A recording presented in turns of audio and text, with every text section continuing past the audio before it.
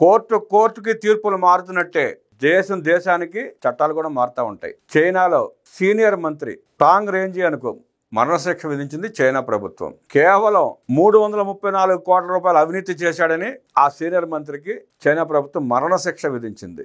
భారతదేశంలో మన కళ్ళ ముందు లక్షల కోట్లు దోచుకున్న 16 నెలలు జైలు జీవితం గడిపి బయటకు వచ్చి రాజకీయాలు చేసి ప్రజలను వంచి మోసం చేసి అధికారాన్ని చేపట్టి మరిన్ని లక్షల కోట్ల రూపాయలు దోచుకుని కనీసం నాటి కేసుల వాయిదాలకి కోర్టులు కూడా హాజరు కాకుండా వ్యవస్థను ముప్పు తిప్పలు పెడుతూ వ్యవస్థలో ఉన్న లొసుగులను వాడుకుంటూ దోచుకున్న లక్షల కోట్లలోంచి వందల కోట్ల రూపాయలు ఖర్చు పెట్టి బయటే తిరుగుతూ రాజభోగాలు అనుభవిస్తూ మనందరి కళ్ళ ముందున్న జగన్మోహన్ రెడ్డిని ఇదే చైనాలో ఉంటే ఇదే చైనా వాసి అయి ఉంటే ఈ పాటికి 100 సార్లు ఉరిశిక్షలు వేసేవాళ్ళు ఆ జగన్ రెడ్డికి. సీనియర్ మంత్రి మాజీ మంత్రి 334 కోట్ల రూపాయలు లంచాలు తీసుకున్నాడని ఏకంగా మరణశిక్ష వేసింది ప్రభుత్వం, చైనా ప్రభుత్వం.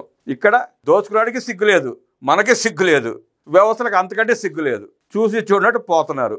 ఎవడగాడు నా డబ్బులు దోచుకోలేదు కదా నాకెందుకు అని ఊరుకుంటారు. కానీ జగన్మోహన్ రెడ్డి దోచుకున్నంత ప్రజల డబ్బులే అన్న జ్ఞానాన్ని కూడా ఎవరికి కలగట్లే. ఇంకా జగన్మోహన్ రెడ్డి వెనకాల తిరిగి ఆ దండుపాలెం బ్యాచ్ డబ్బులు కూడా జగన్మోహన్ రెడ్డి దోపిడీ చేసిన దాంట్లో ఉన్నాయన్న సంగతి జ్ఞానం కూడా వాళ్ళకి కలగటలే. ఇంకా ఆ చైనా మంత్రి కదేంటో ఒకసారి చూద్దాం. భారీ మొత్తంలో లంచాలు స్వీకరించిన కేసులో చైనా వ్యవసాయ గ్రామీణాభివృద్ధి శాఖ మాజీ మంత్రి టాంగ్ రేంజియాన్కు ఆ దేశ కోర్టు ఆదివారం మరణశిక్ష విధించింది. పైగా ఆయన కమ్యూనిస్టు పార్టీ కార్యదర్శిగా కూడా పనిచేశాడంట. అయినా ఉపేక్షించలా. చట్టం ఊరుకోలేదు, ప్రభుత్వం అంతకంటే ఊరుకోలా, మరణశిక్ష విధించింది. కమ్యూనిస్ట్ పార్టీ కార్యదర్శిగా కూడా పనిచేసిన టాంగ్ 2007 నుంచి 2024 వరకు కేంద్ర రాష్ట్ర స్థాయిలో నిర్వహించిన వివిధ పదవులను ఉపయోగించుకుని వ్యాపారాలు, ప్రాజెక్టు కాంట్రాక్టులు, ఉద్యోగ బదిలీలు వంటి విషయాల్లో ఇతరులకు సహకరించి బదులుగా సుమారు 334 కోట్ల రూపాయల విలువైన నగదు, ఆభరణాలు స్వీకరించారని కోర్టు తెలిపింది.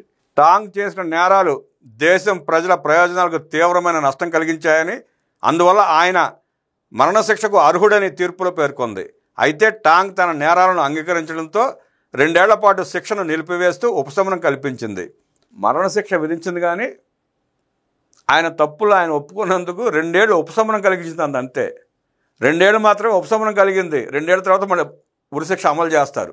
అయితే టాంగ్ తన నేరాలను అంగీకరించడంతో 2 ఏళ్ల పాటు శిక్ష నిలిపివేస్తూ ఉపశమనం కల్పించింది. 2012లో షీ జిన్పింగ్ చైనా అధ్యక్ష బాధ్యతలు స్వీకరించిన తర్వాత చేపట్టిన ఇప్పటి వరకు సుమారు 10 లక్షలకు పైగా అధికారులపై ప్రభుత్వం చర్యలు తీసుకుంది. దాంతో అవినీతి చేయాలంటే భయంతో వణికిపోతున్నారు. 2012లో షీ జిన్పింగ్ చైనా ప్రధానికి బాధ్యతలు చేపట్టిన తర్వాత 10 లక్షల మందికి పైగా అవినీతి పరులను శిక్షించాడంట ఆయన.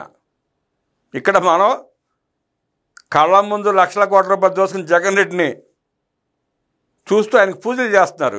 వ్యవస్థలు కూడా ఆయనకి అంటే తందాన అంటూ పాదాక్రాంతులై జగన్ నుండి విధిలిచ్చే చిల్లర కక్కుర్తిపడి ఆ చిల్లర ఏరుకుంటూ వ్యవస్థల మనుగడగా ప్రశాంతంగా అవుతున్నారు. చైనా ప్రభుత్వం తీసుకున్న కఠిన చర్యని ఆదర్శంగా తీసుకున్న భారతదేశ వ్యవస్థలో సిబిఐ, ఈడీ, కోర్టులు ఆ జగన్మోహన్ రెడ్డి లాంటి ఆర్థిక నేరగాళ్లను కఠినంగా శిక్షించకపోతే ప్రజల విశ్వాసాన్ని కోల్పోయే పరిస్థితికి వస్తుంది.